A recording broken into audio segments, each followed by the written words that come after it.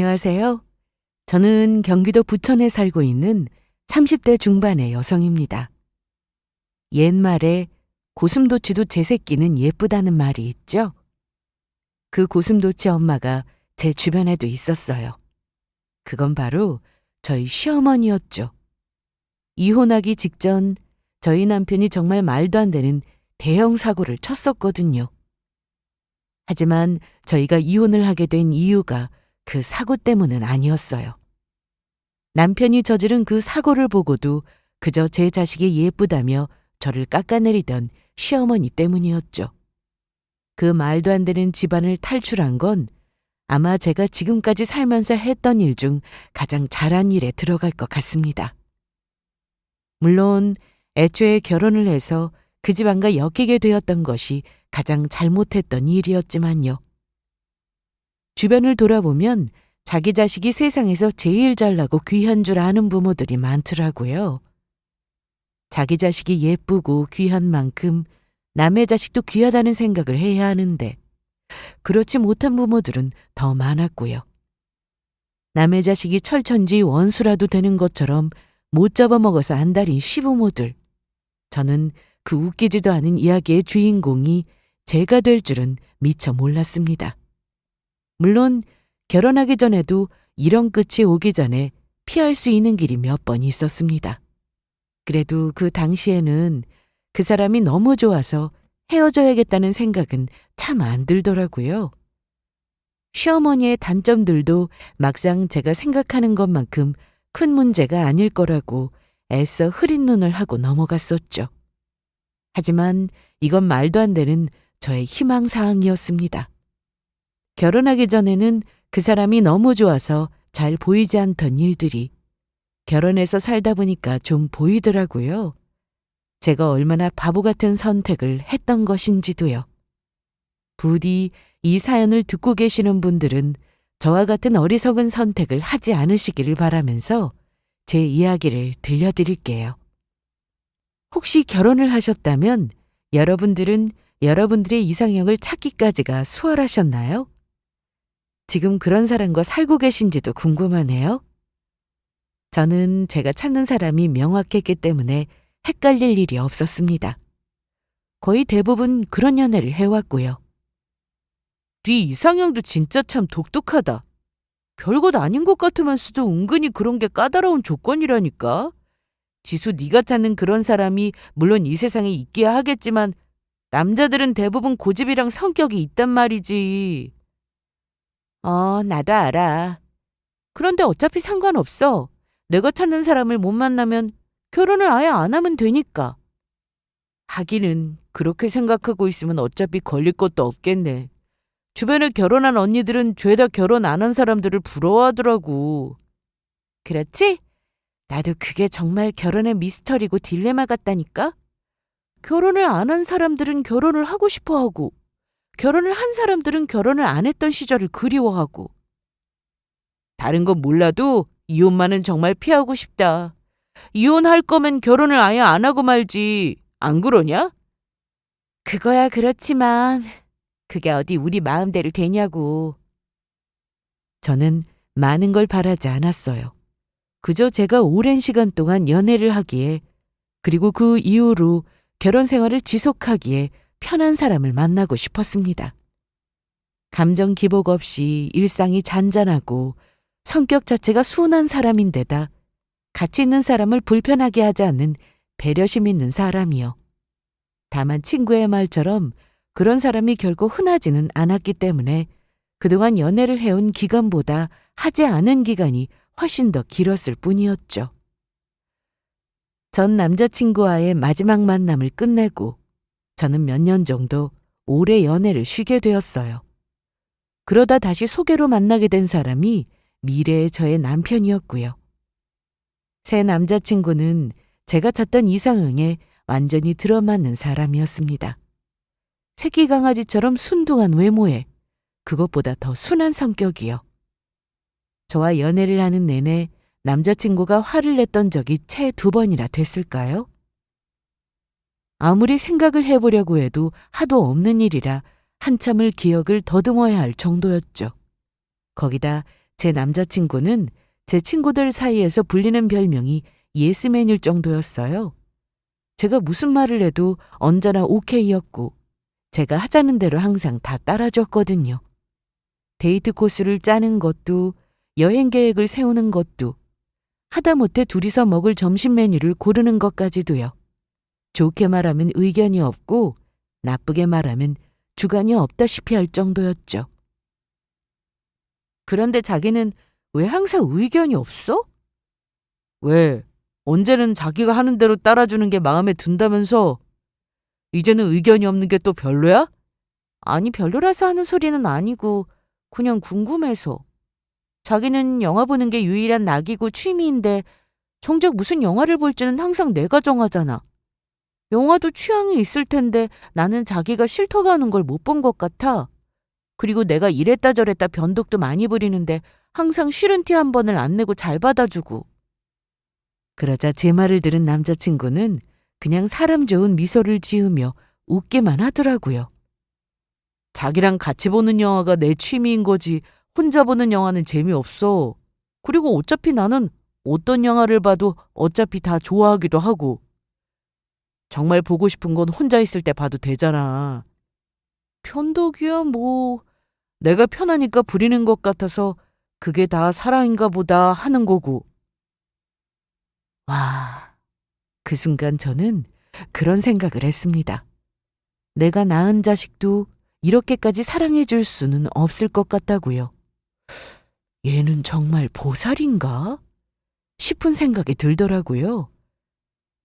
한편으로는 사랑이 이 정도는 되어야지 상대방한테 화를 한 번도 안 낼 수가 있는 거구나 싶기도 했고요. 솔직히 저는 남자친구를 만나자마자 이 사람이다 싶은 생각을 했었습니다. 우리의 연애 기간이 길면 길어질수록 제 생각에 대한 확신은 더 깊어져 갔고요. 저희에게는 오래 사귄 커플들에게 흔히들 찾아온다는 권태기도 남의 이야기였어요. 남자친구가 저를 좋아해 준 만큼 저도 남자친구를 너무 많이 좋아했거든요. 그렇게 저희는 남들 다 한다는 그 흔한 다툼 한번 제대로 해본 적 없이 꼬박 4년을 연애한 끝에 결혼을 하게 되었습니다. 하지만 갈등 한 번 없었던 연애와는 다르게 저희의 결혼은 시작부터가 험난했습니다. 문제는 정말 생각하지도 못했던 곳에서 터져나왔어요. 그건 저희 예비 시댁이었죠. 세상에, 우리 현욱이 여자친구가 그쪽이에요? 네, 처음 뵙겠습니다, 어머님. 이지수라고 합니다.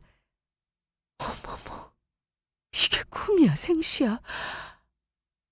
말도 안 돼, 정말. 내가 아까부터 창문 너머로 둘이서 걸어오는 걸 보고도 아닐 거라고 계속 생각했는데. 네? 저희가 예비시댁에 인사를 드리려 처음 만났던 곳은 서울에 있는 한 백화점의 식당에서였어요.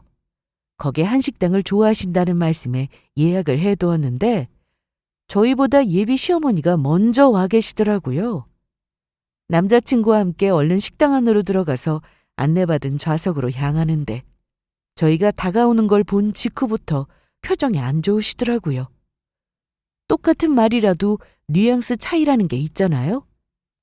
직접적인 언급은 없었지만 저는 예비 시어머니의 뉘앙스와 제스처, 표정 등 그 어떤 걸 봐도 저를 반기지 않으신다는 걸 바로 알 수가 있었습니다.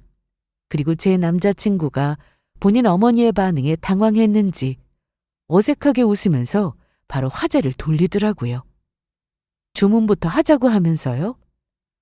어머니, 뭐 드실래요? 아무거나 시키거라. 나는 지금 밥이 제대로 넘어갈지 잘 모르겠다. 그럼 제가 알아서 시킬게요.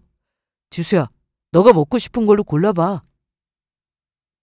살면서 남자친구의 어머니를 뵙는 자리도 처음이었지만 저를 대놓고 반기지 않는 티를 내시는 경우는 더더욱 처음인지라 저는 당황스럽게 짝이 없었습니다.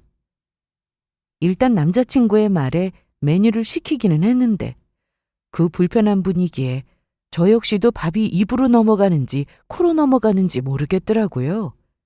예비 시어머니는 식사가 시작되는 것과 동시에 내내 혼잣말 같은 한탄을 늘어놓으시기 시작했어요. 우리 현욱이 태어났을 때부터 내가 먹는 것, 입는 것, 노는 것까지 어느 것 하나 부족함이 없이 그렇게 금이야 오기야 귀하게 키워왔는데 너무 귀하게만 키우는 바람에 우리 아들이 여태껏 세상 물정도 모르고 순진하게만 살았구나. 자꾸 무슨 말씀이세요, 어머니? 아휴, 다 내 잘못이지. 다 내 탓이야. 네 아버지 닮아서 여자 보는 눈 하나는 좋을 줄 알았더니 다른 건 다 아버지를 쏙 빼닮았으면서 어쩜 그렇게 그것만 안 닮았니? 어머니! 아이고, 어쩌다 일이 이렇게 됐는지. 우리 아들이 평범한 여자를 만날 그릇이 아닌데.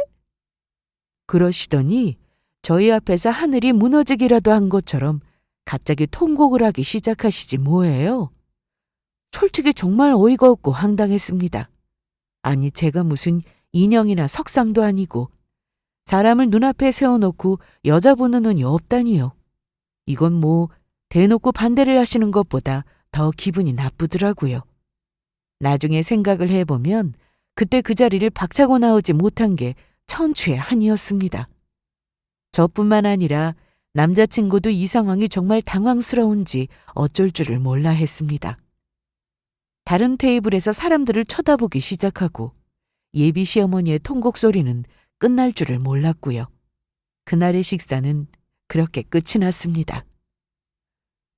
정말 미안해 지수야. 어머니가 오늘 기분이 좀 안 좋으신가 봐. 갱년기 오신 이후로는 자주 좀 오락가락 하시거든. 네가 이해 좀 해줘. 어? 그게 아니라 나 때문이신 것 같던데? 내가 마음에 안 드시는 거 아니야? 에이, 그건 절대로 아니야. 오히려 자기 어머님이 날 마음에 안 들어 하시면 몰라도 우리 어머니가 그러실 리가 있어? 우리 결혼한다 그러면 누가 봐도 자기가 아깝지. 남자친구는 절대로 그런 게 아니라면서 펄쩍 뛰었습니다. 하지만 그게 아니라는 걸 저도 알고 있었지만 저는 일단 이 문제는 다시 이야기하자고 헤어졌고요. 그런데 다음에 다시 만났을 때는 예비 시어머니가 첫 만남 때와 사뭇 다른 태도를 보이시더라고요. 아마도 남자친구와 그날의 일에 대해서 긴 대화를 나누신 모양이었습니다. 여전히 반기는 기색은 아니었지만 그래도 말로는 결혼을 축하한다면서 준비는 둘이서 알아서 잘하라고 하시더라고요. 대체 어떻게 된 거야? 어떻게 되긴. 그냥 그날은 어머니가 개인적인 일이 있어서 기분이 좀 많이 안 좋으셨대. 내가 말했잖아. 남자친구의 그 말은 여전히 믿기지 않았지만 솔직히 말해서 그 당시에 저는 그 말이 사실일 거라고 믿고 싶었습니다. 어찌 됐건 결혼 허락을 받아낸 마당에 예비 시어머니의 태도를 이유로 헤어지기에는 제가 남자친구를 너무 좋아하고 있었거든요. 제가 제 무덤을 파고 있다는 걸 그때는 몰랐지만요. 어쨌거나 저희는 그렇게 결혼을 하게 되었습니다. 하지만 신혼여행을 다녀오자마자 시어머니의 태도는 또다시 돌변해 있더라고요. 다시 처음으로 돌아간 것이었죠. 이제 둘이 결혼했으니 남편이 하늘이라고 생각하고 앞으로 우리 현욱이한테 잘하거라?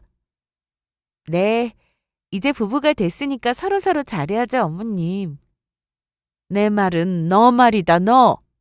우리 현욱이 워낙에 순하고 착한 앤데 당연히 지 마누라한테 잘할 거고 너만 잘하면 된다고. 지금 시대가 어느 시대인데 남편이 하늘이라니요.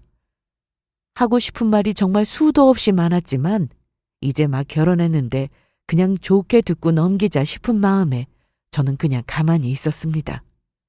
어차피 제가 결혼해서 같이 살 사람은 시어머니가 아니라 남편이니까요. 거기다 1년에 시어머니를 본다고 해봤자 몇 번이나 보겠냐며 이 정도의 문제점은 다 괜찮을 거라고 생각했고요. 시간이 지나 서서히 서로를 이해하게 되면 시어머니의 행동들도 점차 나아질 거라고 생각한 것도 있었습니다. 하지만 그건 전부 다 저의 착각이었죠.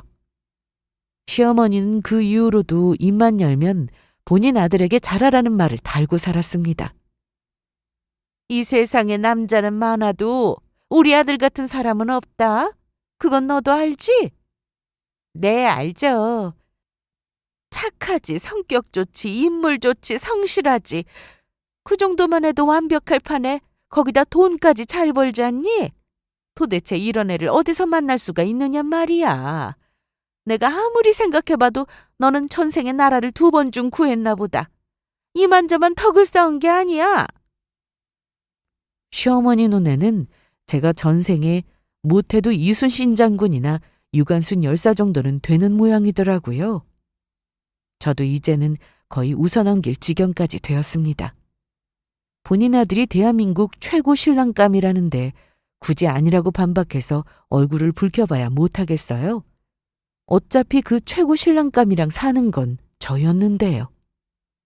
사실 시어머니의 말도 안 되는 저 아들 사랑을 빼고는 남편에 대한 불만이 없기도 했고요.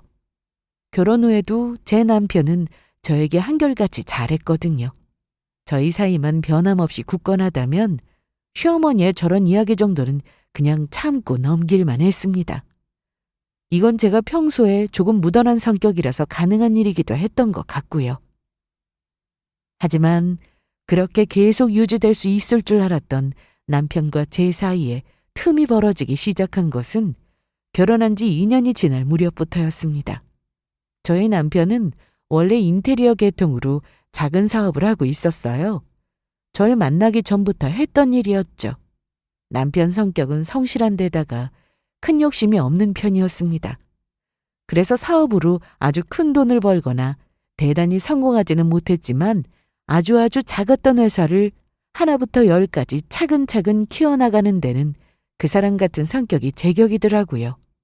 그런 남편의 모습은 딱 제가 바라던 이상형과 비슷했습니다.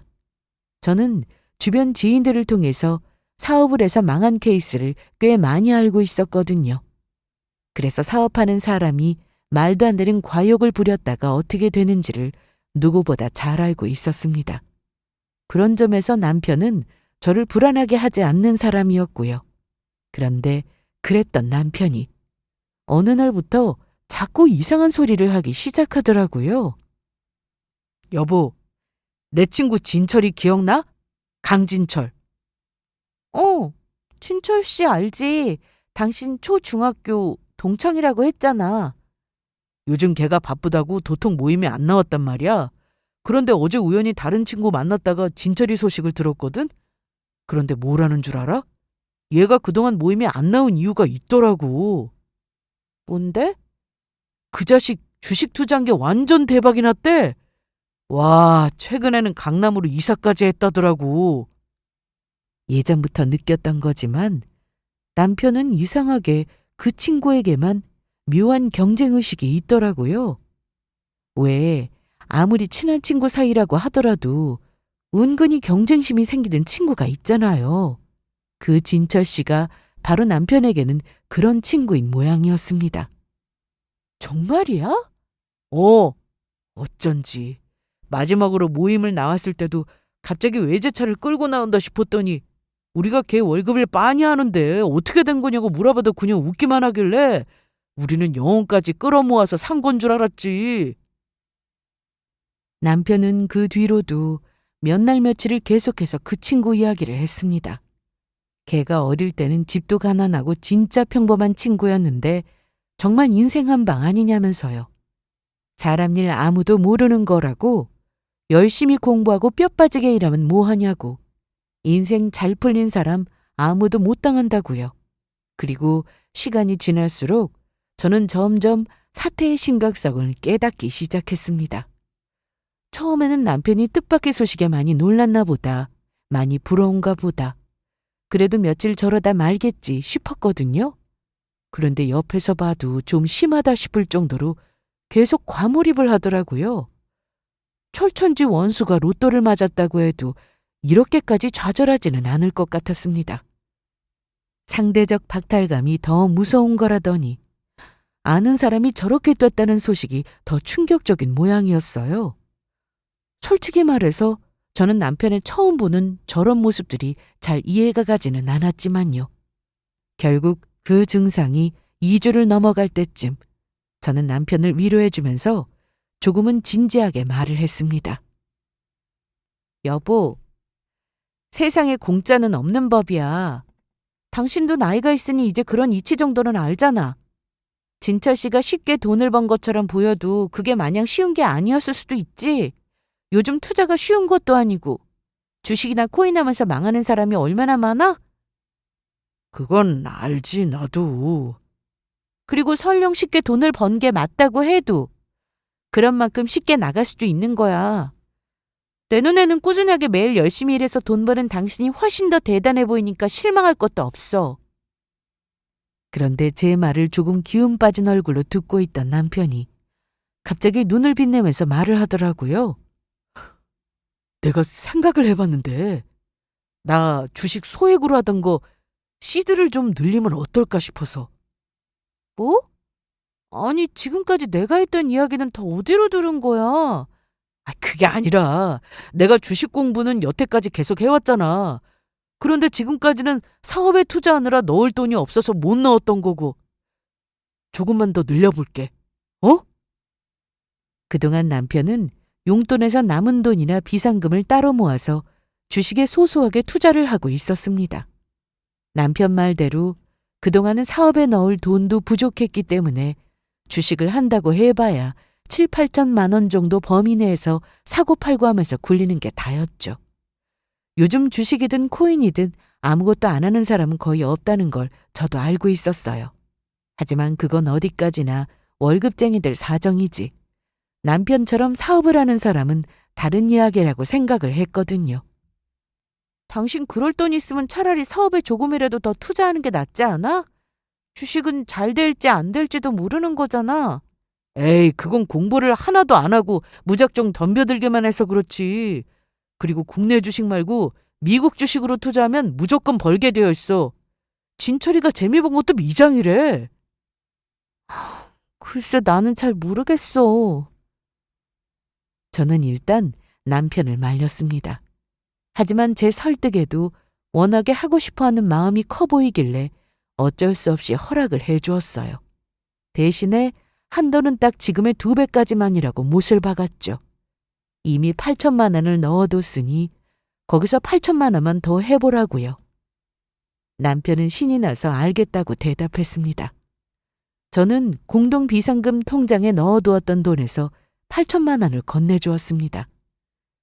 솔직히 여기서 절반의 금액인 4천만 원 정도는 손해를 볼 수도 있겠다고 생각하면서요.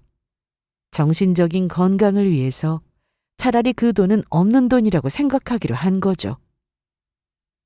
그런데 이게 웬걸요? 딱 4달이 지났을 무렵 남편은 원금을 유지하는 걸 넘어서 정확히 그 돈의 2배를 벌어들였습니다. 여보, 이것 봐. 주식이랑 코인이 엄청 올랐어. 뭐? 정말이네. 신기하다. 아니, 그런데 당신 코인까지 한 거야? 그러니까 이 정도로 벌었지. 걱정하지 마. 안전한 걸로 했어. 안전한 게 어디 있어. 코인 하다 망하는 사람이 얼마나 많은데. 아무튼 고생했고 그래도 앞으로 코인은 절대로 하지 마. 알았지? 알았어. 우리 이번 주에 백화점 가서 맛있는 거 먹고 쇼핑하자. 아이고, 갑자기 무슨 쇼핑이야. 됐어. 에이, 이럴 때 쓰려고 돈 번 거잖아. 기분이다. 내가 당신 갖고 싶은 거 무조건 하나 사줄게. 저희 남편은 거의 하늘 위로 날아갈 것만 같은 기분이었습니다. 좋아서 어쩔 줄을 모르더라고요. 그런데 아쉽다. 시드가 조금만 더 있었어도 이거보다 훨씬 더 많이 벌 수 있었는데. 됐어. 더 잃을 수도 있었다는 생각은 왜 안 해? 2배 벌어들인 것만 해도 넘치게 잘했어. 아니야. 진짜 더도 말고 덜도 말고 딱 1억만 더 있어서 대박 나는 건데. 계속 생각나네. 그런데 그 좋았던 기분은 딱 하루 정도 가더라고요. 이튿날부터 남편은 자꾸만 돈을 조금만 더 넣었더라면 훨씬 더 많이 벌 수 있었을 텐데 같은 소리를 반복해서 해댔습니다. 저는 남편에게 딱 잘라서 말했어요. 쓸데없이 욕심부리 생각하지 말고 이 정도에서 만족하라고요. 그래도 포기를 모르고 계속 아쉽다는 소리를 반복하던 남편은 제가 그만하라며 정색까지 하고 나서야 더 이상 그 이야기를 꺼내지 않았습니다. 남편이 다른 건 다 좋은데 어느 한 가지에 일단 빠지면 무조건 해봐야 직성이 풀리는 부분이 있었거든요. 그 성격을 잘 알아서 그런지 저는 괜히 걱정이 되더라고요. 그래서 제가 몇 번을 신신당부했죠. 절대로 더 이상 일 벌릴 생각은 하지 말라고요. 어찌나 강조해서 말을 했던지 나중에는 본인이 지쳐서 알겠다며 저더러 짜증을 낼 정도로요. 이 정도로까지 말했으면 알아들었겠지 싶어서 저도 그 이후로는 그 일에 대해서는 마음을 놓고 잊고 있었습니다. 남편은 그 뒤로 주식이니 코인이니 하는 말은 저에게 일체 언급도 하지 않더라고요. 그냥 묵묵히 회사만 오가면서 일만 열심히 하는 것 같았어요. 저는 그런 남편을 보면서 속으로 요즘은 주식이 잘 안 되나 보다 하고 생각했습니다. 하루가 멀다 하고 수익률이 얼마라며 자랑을 해대던 사람이 잠잠했으니 그럴만도 했죠. 그런데 거기에 다른 사정이 있다는 사실을 알게 된 건 그로부터 몇 달쯤이 더 지나서였습니다. 아니, 이게 뭐야? 어느 날 연차를 내고 집에서 쉬고 있던 저는 집으로 날아온 등기 우표물을 보고 그야말로 기절을 할 뻔했습니다. 남편 앞으로 날아온 등기였는데 열어봤더니 글쎄 은행에서 대출금이 연체가 됐다는 독촉장이더라고요. 곧 채권 추심팀에 이관 예정이라는 말도 적혀 있었고요. 저는 곧바로 남편에게 전화를 걸었습니다. 그리고 남편이 헐레벌떡 집으로 뛰어오는 사이에 저는 남편이 쓰고 있는 은행과 카드 홈페이지를 모두 열어서 대출금 상황과 남은 잔고를 확인했고요. 그런데 적어도 몇 천만 원이 남아있어야 할 잔고는 0원에 가까웠습니다.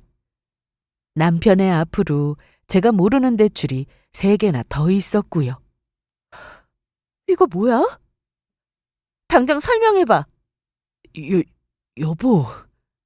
남편은 당황한 나머지 어쩔 줄 몰라하는 얼굴로 제 손을 붙들었습니다. 미안해. 나도 이렇게까지 될 줄은 몰랐어. 정말이야. 이 대출들 대체 뭐야? 왜 받았는데? 뭐에 쓴 거냐고! 요즘 사업이 잘 안 된다더니 회사에 무슨 큰 문제라도 생겼어? 아니야. 그게 아니라 사실은... 이어지는 남편의 대답에 저는 하마터면 소리를 지를 뻔했습니다. 남편의 돈이 들어간 곳은 바로 주식과 코인이었습니다. 정말 설마 했는데 제가 우려하던 딱 그 일이 벌어진 것이었어요. 처음에 소액을 투자해서 돈맛을 봤던 남편은 자꾸 밀려드는 아쉬움을 끝내 버리지 못했습니다. 안정적인 종목에만 투자하던 남편은 점점 욕심을 내서 급등주와 테마주에 돈을 밀어넣기 시작했어요. 그러다가 처음에는 돈을 벌었다고 하더라고요. 3배, 4배를 넘어가는 돈을 벌기 시작하자 자신감이 붙은 남편은 가지고 있던 예금을 전부 다 털어넣다 못해서 대출까지 받았다고 합니다. 저 몰래 조금만 더 하면서요. 거기다가 제가 그렇게까지 말렸었는데 기어이 코인에 손을 댔더라고요. 하지만 그 뒤로 남편이 사들인 주식이 대폭락을 하면서 원금 손실이 일어나기 시작했고 그 뒤로는 걷잡을 수가 없어졌다고 합니다. 매일매일 눈을 뜨면 돈이 신기루처럼 허공에 증발하고 있었다더라고요.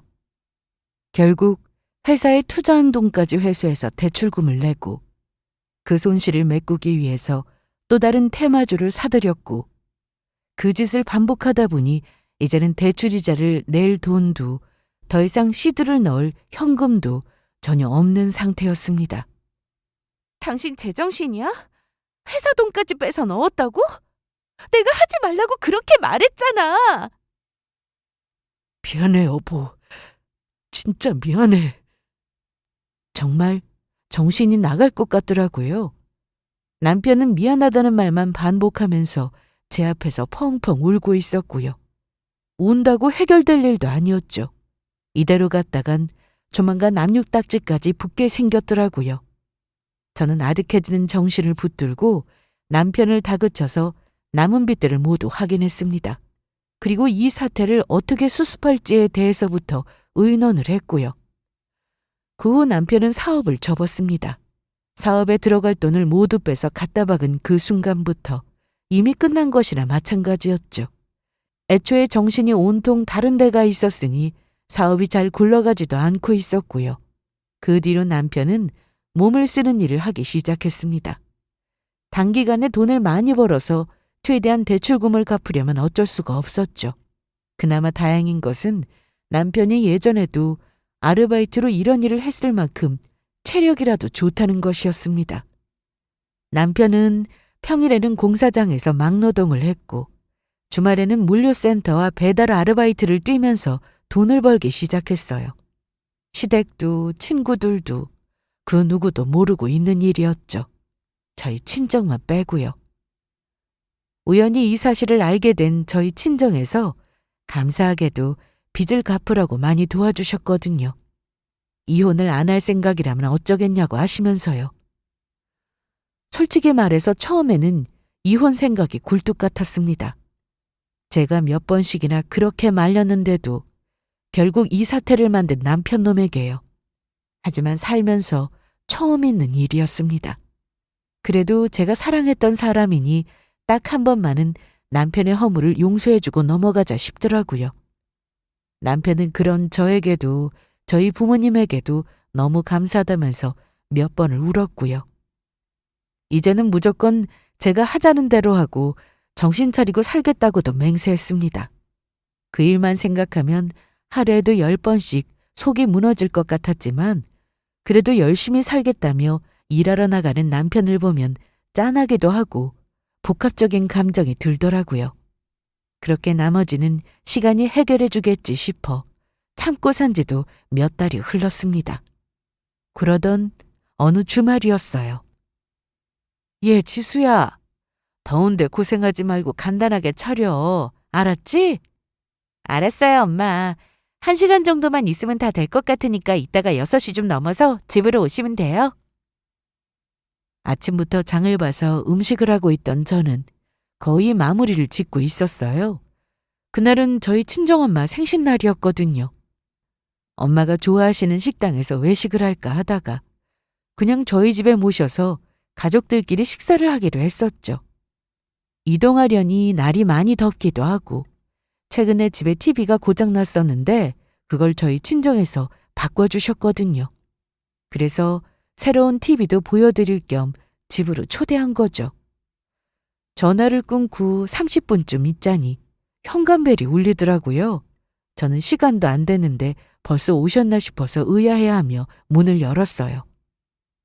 그런데 문 앞에서 마주친 얼굴은 생각지도 못했던 저희 시어머니였습니다. 날도 더운데 문을 왜 이렇게 늦게 여니? 어머님, 연락도 없이 어쩐 일이세요?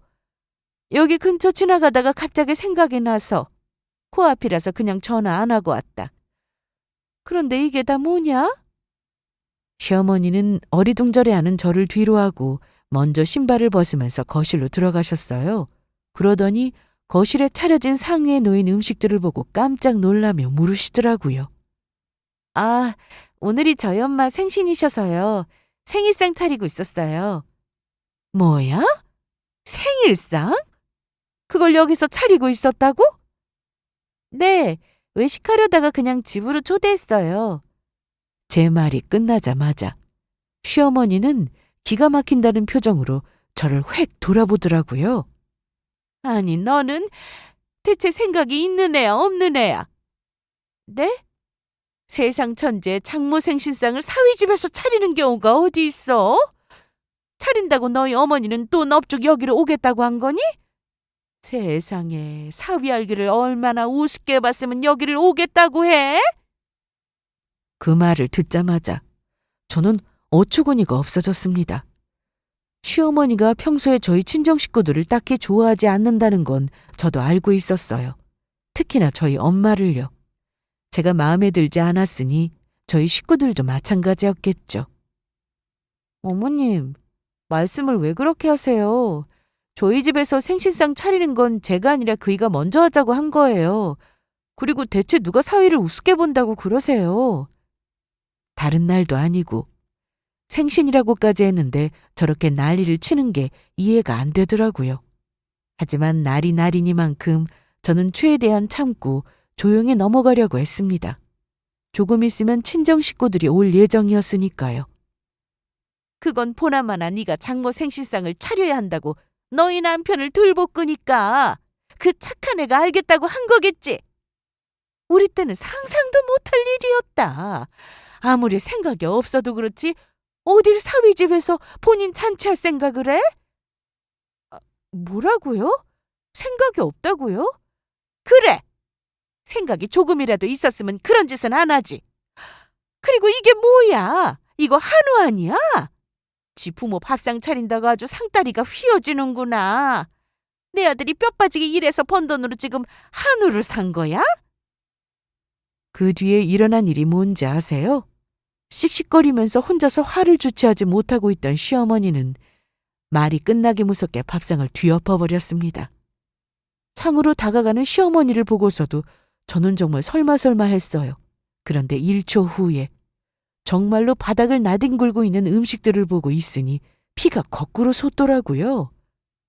내 아들 돈으로 네 부모한테 비싼 한우 먹이는 꼴은 못 보지! 그때였습니다. 퇴근하고 돌아온 남편이 문을 열고 들어온 것이요.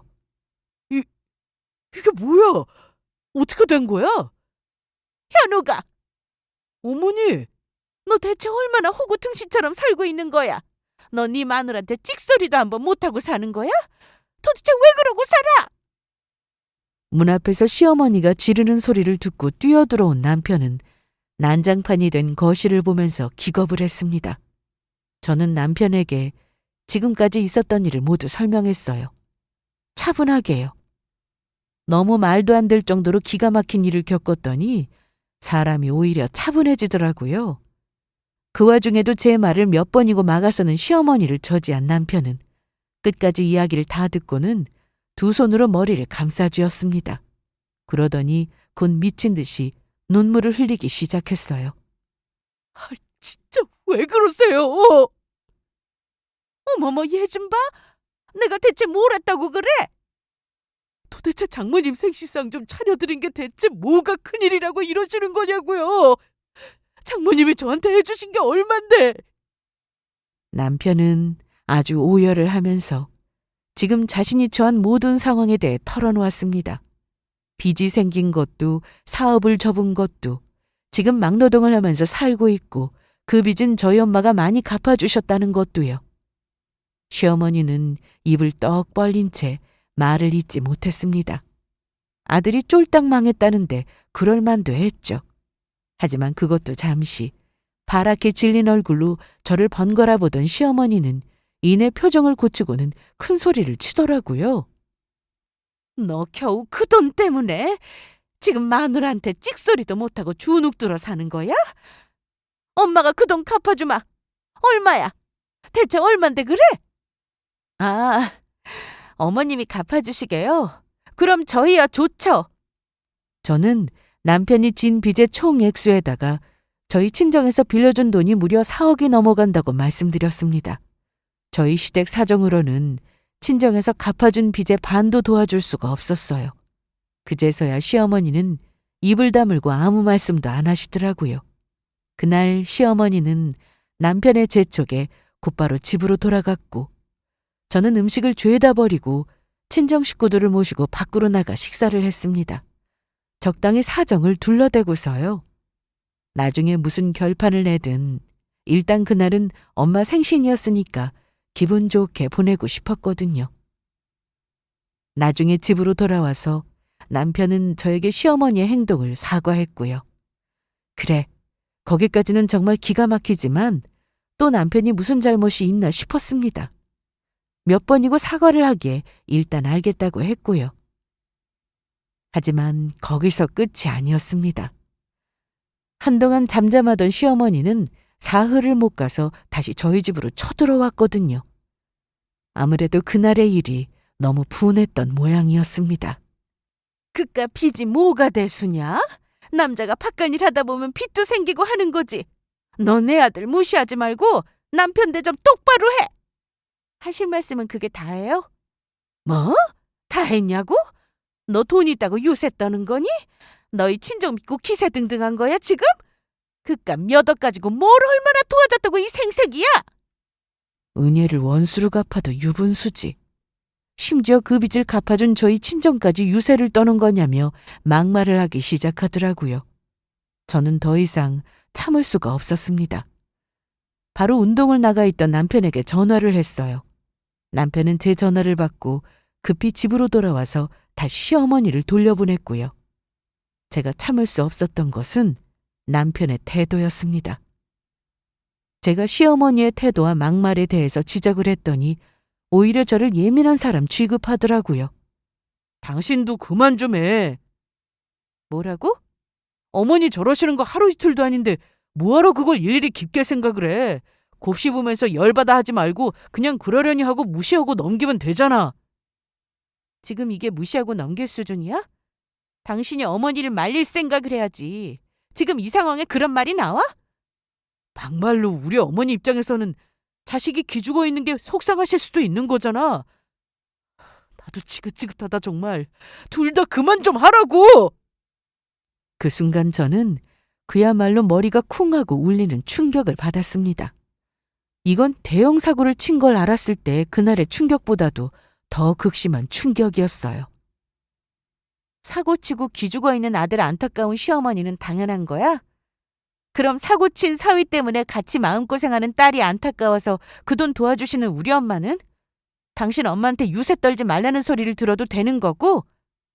왜 말을 그렇게 해? 지금 네 말이 그 말이잖아. 저는 온몸을 타고 올라오는 충격과 배신감을 주체할 수가 없었습니다. 머리 검은 짐승은 거두는 게 아니라더니 이게 제가 남편을 용서해주고 저희 엄마가 남편을 도와준 은혜에 대한 보답인가 싶더라고요. 저는 그때 마음속으로 이혼을 결심했습니다. 더 이상 이 상종 못할 집안과 이 배은망덕한 인간과 함께 살아야 할 이유가 없더라고요. 정말 신기하죠? 그 오랜 시간을 그렇게 사랑하며 살았다고 해도 사람이 사람에게 정이 떨어지는 건 정말 한순간이었습니다. 마음의 결심을 굳히자 더는 망설일 이유가 없더라고요. 저 인간과 같이 나락으로 가기 전에 버려야겠다는 생각만 들었죠. 저는 그날부터 바로 이혼 변호사와 상담을 거쳐 저와 남편의 모든 재산 목록을 정리했어요. 그리고 이혼소장을 작성하자마자 남편 앞으로 보냈습니다. 남편은 기겁을 하면서 저를 설득하고 달래기 시작했고요. 그 모든 행위들이 다 통하지 않는다는 걸 알게 되자 또 울기 시작하더라고요. 하지만 더는 저 눈물에 넘어갈 제가 아니었습니다. 아들의 이혼 소식을 듣자마자 시어머니는 또 눈이 뒤집혀서 대번에 집으로 달려왔고요. 너 이혼소장 보냈다는 게 사실이야? 네, 알고 오셨잖아요. 기가 막혀서 정말. 뭘 잘했다고 따박따박 말댔고야? 내 아들 잘 나갈 때는 결혼하고 싶다고 그렇게 좋다고 그렇게 매달렸잖아. 그래놓고 이제는 남편이 돈 좀 없다고 바로 내다버릴 생각부터 해? 이 염치도 없는 것, 네가 인간이야? 염치가 없는 건 어머님이랑 어머님 아들이고요. 처가에서 이자 한 푼 없이 4억을 빌려다 쓸 때는 언제고 생신상에 그깟 한우 좀 올렸다고 상을 뒤집어 엎는데 그런 몰상식한 집안이랑 어떻게 상종하고 살겠어요? 같이 살 생각을 하는 게 미친 거죠. 뭐야? 몰상식? 너 몰상식이라고 했어? 그리고 네 말 맞다나. 그 돈 가지고 그 유세를 떨 거면 말을 똑바로 해야지. 이미 갚아줬으면 끝이지. 이혼할 때 되니까 우리한테 그 돈 내놓으라는 거냐? 그게 갑자기 왜 빌려준 돈이 돼? 저렇게 나올 줄 알고 있었죠. 이혼을 결정하면서 제일 걸리는 부분이 바로 친정에서 빌려준 4억 원이었거든요. 저는 그때까지도 아무 말 없이 저를 쳐다보고 있는 남편과 악을 써가며 우게 되는 시어머니를 향해 비웃음을 날렸습니다. 갚아준 돈이 아니면 당연히 빌려준 거겠죠. 그게 왜 빌려준 돈인지 어머님 아들이 더 잘 알고 있을 거고. 그래도 이해가 안 되시면 변호사가 확실히 설명해 줄 거니까 기다리세요. 다행히 친정에서는 그 돈을 남편에게 바로 줘서 갚거나 하지 않았어요. 어디까지나 빌려주겠다는 명목으로 저를 통해서 빚을 갚도록 했죠.